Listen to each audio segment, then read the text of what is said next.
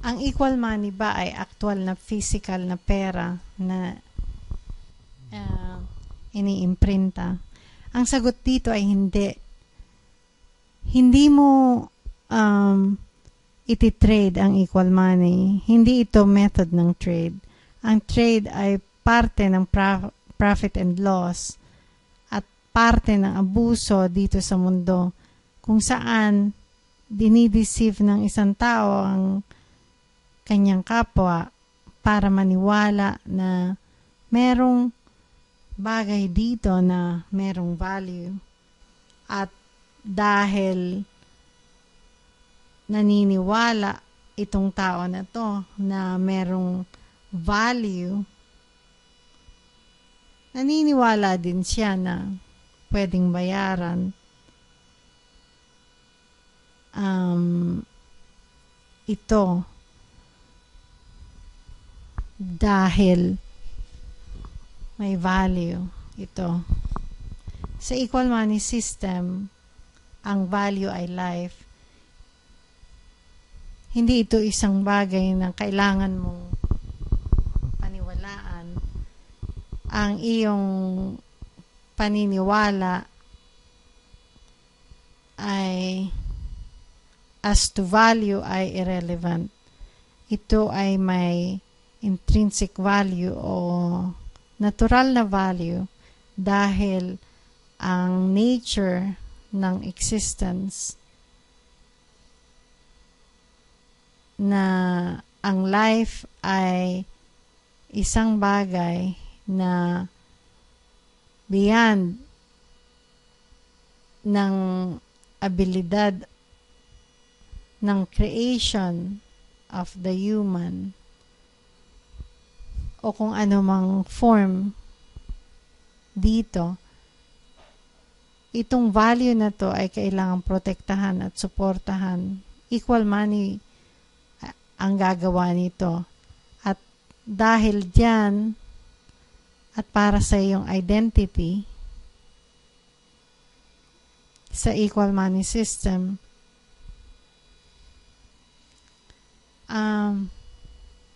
ikaw ay magiging parte ng logistic system na magme-make sure na meron kang sufficienteng support magmula pagkaanak hanggang sa mamatay ka.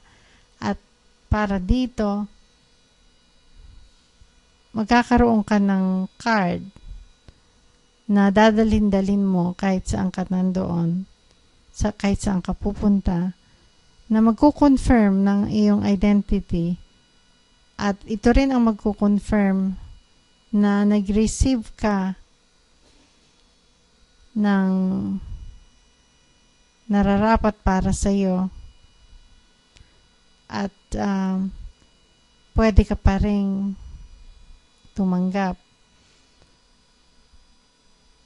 So, sa posisyon mo sa sistema at kung ano ang ginawa mo dito, itong klase ng impormasyon na ito, ang ibig sabihin ay ang impormasyon ay may power.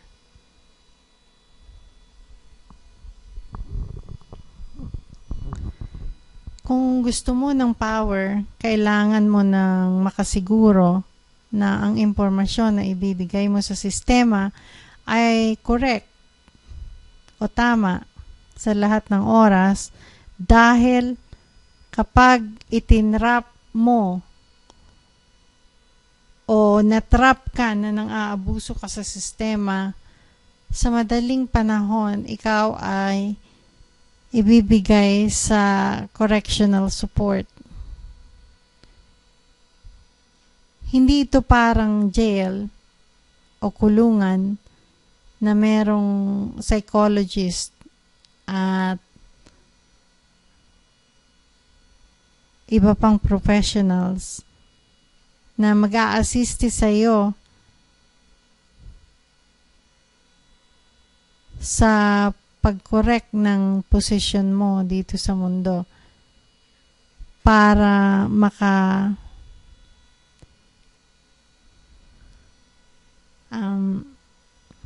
makagalaw ka ng galaw na nakakabigay ng tulong o kung ano man ang benepisyo para sa lahat ng tao. At ikaw ay magiging trustworthy na human being. Itong correctional na support ay ang ibig sabihin ay merong mga psychologist at related professional na mag-a-assist sa iyo para mo makorek ang posisyon mo dito sa mundo. So para act ka in a way that is best for all. At ikaw ay pwedeng matrust ng ibang tao. Hindi ba yan ay magandang pangitain na kaya mong i-trust ang ibang tao na mamimit mo dahil alam mo na nakikipag-usap ka sa isang tunay na tao at yung tao na yon values life katulad mo din. Ang mga pangarap mo ay malapit na magkatotoo. Dito sa New World, join us. Halina kayo, sumali na sa Equal Money. Para sa mga madalas na mga tanong na gusto nyong bigyang kasagutan, pumunta kayo sa website sa equalmoney.org o kaya ay kumuha kayo ng latest version ng Equal Money Blog Book na isang monthly edition o kaya naman ay ang Equal Money Books na mag-i-explika ng extensive nature ng lahat ng pagbabago na mangyayari sa money o pera at paano ang economic system na ang ibig sabihin ay ecosystem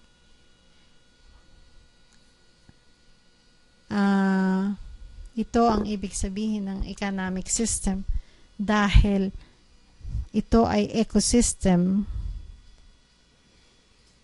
at ang ecosystem natin financially adjusts para i-suporta ang lahat ng living things, animals, plants, everything included.